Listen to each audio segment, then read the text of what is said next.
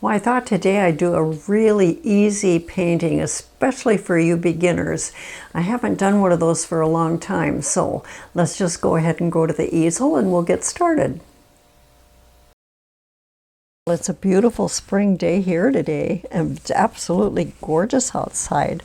So I thought it'd be fun to do a spring painting on canvas too. I'm going to give you a list of supplies at the very end of this video so you can see what I used. But to start you off, I just covered my canvas with liquid white, and then I added a salmon pink color to the center and blue to the outside, the top and the bottom for the sky and the water. And then I started adding clouds with my Filbert brush. Now I absolutely love a Filbert brush for doing clouds. I think they make beautiful clouds. So yeah, I encourage you to try the Filbert brush if you've not tried it. The fan brush is the other brush I like, but I favor the Filbert brush.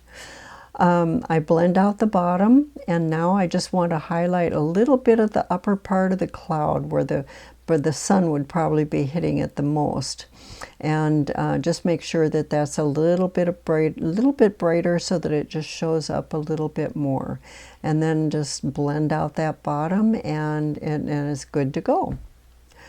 So next I want to use my 3/4 inch floral brush. I love this brush for doing so many different things. I wish Bob Ross had a good flat brush, a synthetic flat brush, but they don't. So I use my floral brush instead. But anyway, what I want to do is create a mountain now. And so I'm using just crimson and blue and just kind of a very pale purple color. And I'm just going to make the indication here of the outer edge of the mountain and then start filling in below. Now while I'm doing this mountain, I want you to notice that I am not filling it in completely. I'm leaving a lot of this pink to show through because I think that's absolutely beautiful. It just is not a solid color. If you make it solid, it just brings it too far forward, where this way it makes it look like the mountain is really way back in the distance and that the light, the sun, is just maybe hitting it a little bit here and there. So I think that works out really nice. Anyway, with my flat brush, this is a Wildlife number 8 flat brush, and just adding pure white. I just want to skip along the edge of the mountain here, the right-hand side of the mountain. I'm not making a solid line, I'm just kind of skipping along, hitting here and there. And you'll find that this just makes a beautiful highlight without being too intense. Like I said, this mountain is way off in the distance, so we don't want this up in our faces. So this just makes it nice and soft, way far away. And just some very, very light touches and just blending out the bottom a little bit. Perfect. Okay, now with my number 3 fan brush, I'm going into crimson, blue, green, a touch of white, and maybe even a touch of brown. Yeah. And I'm just making a distant kind of a hillside color way off in the distance, so I don't want it dark. And I'm just tapping with my fan brush, just light taps, just to kind of basically build a line, start building on a line, and then start filling it on the bottom. And just fill in more and more and more. Now you could use your 1-inch brush if you preferred to do that. I just like this little fan brush for a lot of different things. And then just taking that fan brush and just lightly lifting up on the very top of the hillside. This will make it look like there's way distant trees. And let's deepen that color just a little bit now, because I want to bring some of this land forward. So again, I'm just tapping and then lightly lifting up to give it that little tree indication. It's so far away that you wouldn't be able to distinguish it.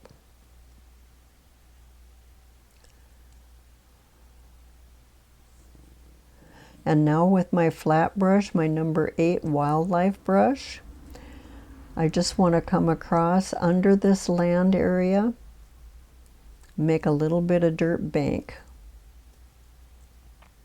It's not a very dark color, even though I'm using Van Dyke brown. I'm mixing it with the color underneath, so it's not real dark.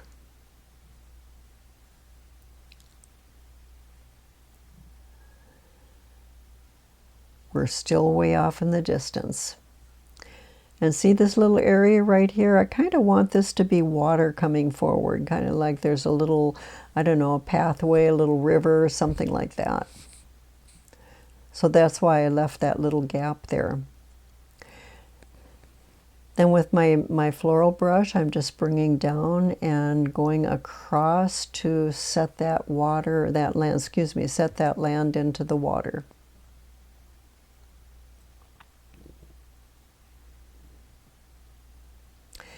And with that, still with the fan brush, all my dark colors, I want really dark colors now, and a lot of it, because we're gonna start with the little trees.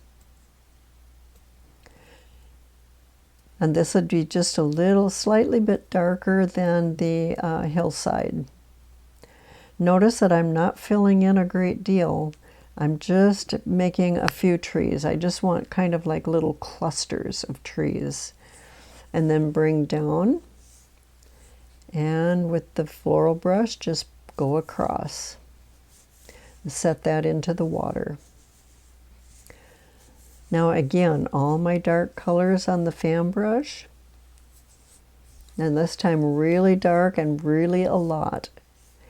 And let's start our first tree here. Now notice when I'm doing this tree, I am not going into that mountain that I just created, because I think that mountain turned out beautiful. I don't want to destroy it. So I'm just using the fan brush, just going back and forth from left side to right side, mostly filling in the center first, and then going off to the outer edge. Let's adding a second little tree here, doing the same thing. And just add a few little points to where you think it needs it. And let's do a third tree here. Now this is just going to be a little island. I thought an island would be kind of nice sitting out here in front of the mountain. I thought that would be very picturesque.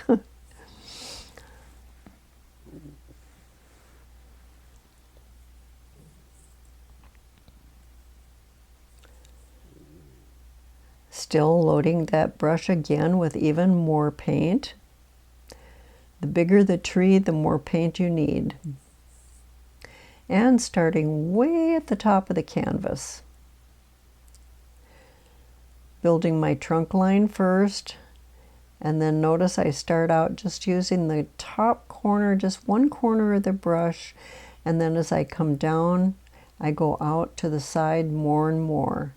And I'm not filling the tree trunk in 100%. I'm leaving a lot of spaces in between. This tree is thinner. It's not as dense as the other little thicket of trees that will be the island. And let's build a second little tree here.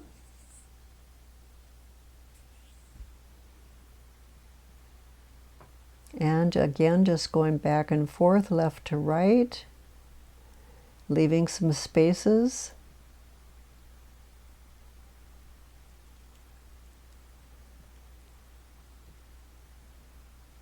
And just wipe that brush off.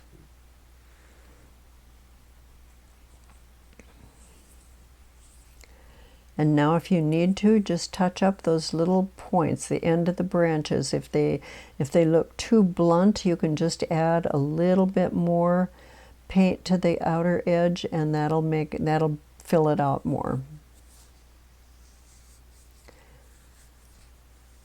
And now I just want to go into just cad yellow. I already have green on my brush, so there's plenty of green there, so it's not too bright. And then on this island, let's just tap upward, just pushing upward. That gives the appearance of little grasses and bushes and just little foliage. And let's go ahead and highlight these trees with the same color. Only not quite as heavy as what's underneath. It's a little bit lighter touch.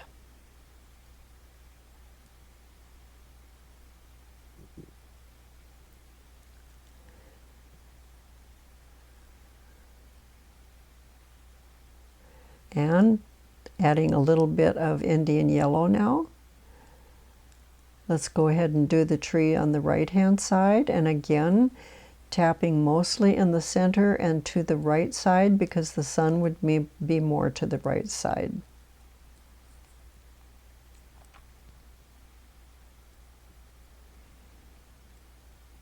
Just notice that I'm just hitting mostly on the tops of the branches. And now with my knife, and I just want some dark burnt sienna and a little bit of white on top. And this is going to be for the tree trunks. And when I do the tree trunks, I just little light touches, and it's not a solid line, it's a very broken line.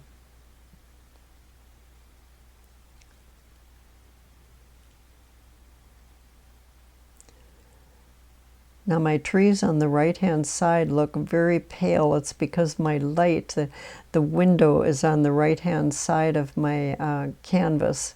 So it's the light shines on it and makes it very, very light colored. But the finished painting will be different. So now with just my Van Dyke brown, I'm making some ground area. And now I just want to highlight it with the light and with the knife. Very, very light touch with the knife.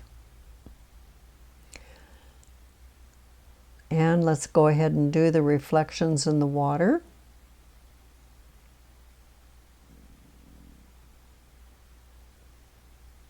Again, I'm just duplicating what's up above.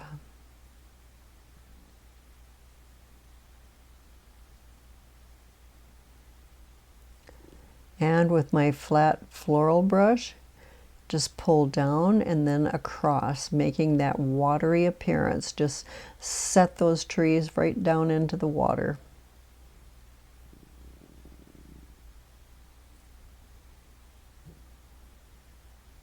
And let's do a little water line underneath here.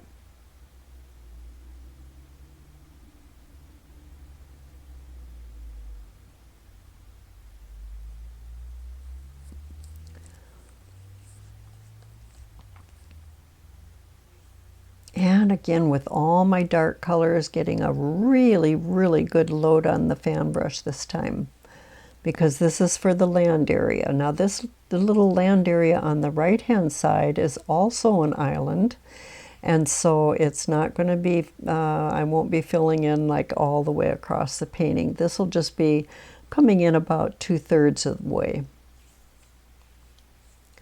And with my yellow and a little bit Indian yellow and cad yellow, let's just go ahead and do that upward push again.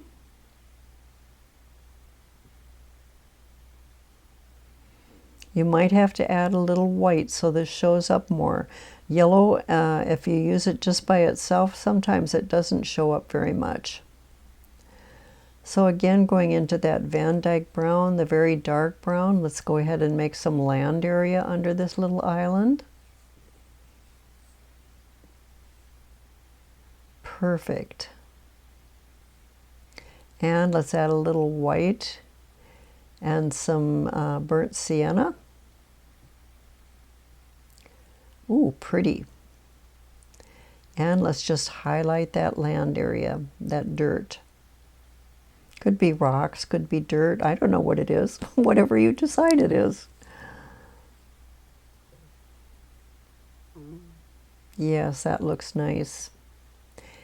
And let's do a little bit of water underneath.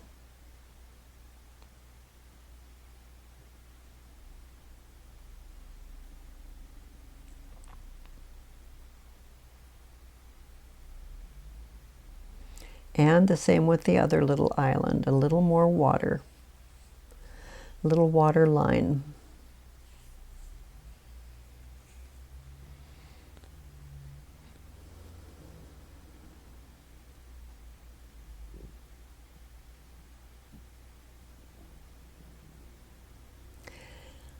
And I want to just bring up some grasses over here.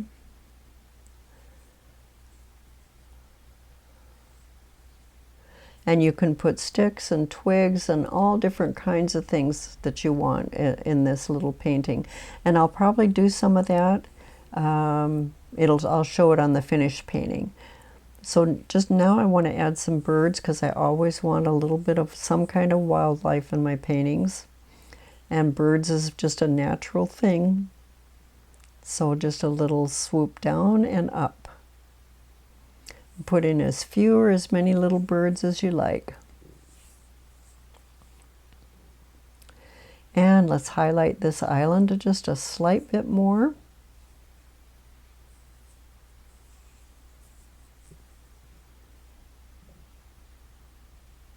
There, and that is just perfect. I like that.